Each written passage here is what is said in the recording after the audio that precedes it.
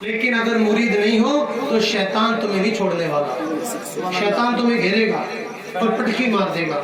لیکن اگر مرید ہو جاؤ گے تو تمہارا پیر سب پہ کھڑا ہے، پیر تمہارا ہیلپ کرے گا، وہ شیطان کو قریب نہیں آنے دے گا۔ حضرت سیدنا امام فخر الدین رازی رحمت اللہ تعالی علیہ کا واقعہ آپ حضرات سنتے ہوں گے۔ امام فخر الدین رازی رحمت اللہ تعالی علیہ ایسے کامل عالم دین، ایسے کامل پیر کہ جن کا شہرہ، جن کی عظمت اتنی کہ لوگ آپ کے پاس آ کر علم دین سیکھا کرتے، بہت بڑے عالم دین ہیں، اور آپ غیروں سے مناظرہ کر کے انہیں راہ راست پہ لے کر اسلام میں داخل کیا کرتے۔ بیمار ہوئے، وقت قریب نزعہ کا ہوا، جب نزعہ کا عالم ہوا، روح قبض کے قریب آنے لگے تو شیطان آ جاتا ہے، اور شیطان آ کر حضرت امام فخر الدین رازی رحمت اللہ تعالیٰ کو بلغلاتا ہے۔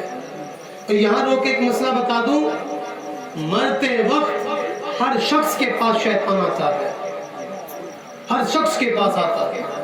وہ چاہتا ہے کہ زندگی میں اس کا ایمان اگر ختم نہیں کیا تو مرتے مرتے اس کا ایمان میں چھین لوں، یہ کافر ہو گیا۔ شیطان ہر شخص کے پاس ہے، کبھی کسی کے بھیس میں، کبھی کسی کے بھیس میں آتا ہے۔ تو حضرت امام فخر الدین رازی رحمت اللہ تعالیٰ کے پاس شیطان آیا، اور آنے کے بعد کہا، اے فخر الدین رازی، جس رب کی تم ساری زندگی بندگی کرتے رہے، رب کو مانتے رہے، ایک ہونے کا دعویٰ کرتے رہے، کیا اس رب کو تم نے کبھی دیکھا ہے؟ امام فخر الدین رازی نے کہا نہیں۔ تو شیطان نے کہا، اگر تم نے دیکھا ہی نہیں ہے تو پھر رب کو کیسے ایک مانتے ہیں؟ اس کی چال تھی کہ یوں فخر الدین رازی بہک جائیں گے اور اسلام سے ہٹ جائیں گے اور ان کا ایمان ختم ہو جائے گا۔ تو حضرت امام فخر الدین رازی رحمت اللہ تعالی علیہ نے اللہ کے ایک ہونے کے لیے اور اللہ تعالیٰ کی ذات ہونے کی غرض سے دلیل پیش کی، شیطان نے اس کا رد کر دیا۔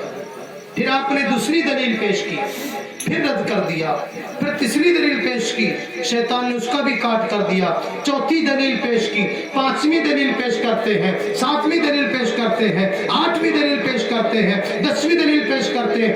الغرض حضرت امام فخر الدین رازی رحمت اللہ تعالیٰ علیہ اللہ کے ایک ہونے کی دلیل کے اوپر بے شمار دلیلیں پیش کرتے ہیں، تقریباً 300 سے زیادہ آپ دلیل پیش کرتے ہیں۔ شیطان سب کا رد کرتا رہتا ہے اور کہتا ہے، امام فخر الدین رازی، اگر تم مجھ سے ہار گئے تو تم اپنا ایمان نہ بچا پاؤ۔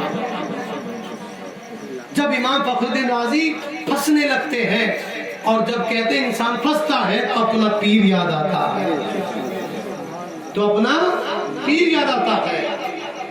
امام فخر الدین رازی رحمت اللہ تعالی علیہ دل ہی دل میں اپنے پیر و مرشد کو یاد کرتے ہیں، اپنے پیر و مرشد کو یاد کرتے گئے، اے سیدی، آج شیطان مجھے بلگلا رہا ہے، مجھے پکڑ پھنسا رہا ہے، آپ میری مدد فرمائیں۔